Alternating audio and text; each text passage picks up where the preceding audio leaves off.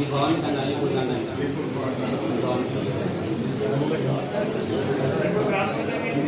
ఇప్పుడు అలీపూర్ ఉంది sir.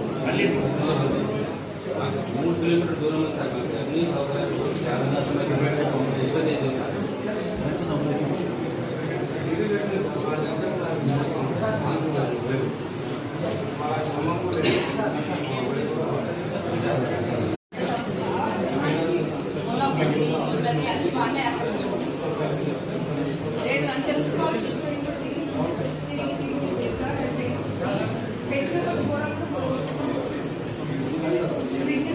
Kita butuh aja.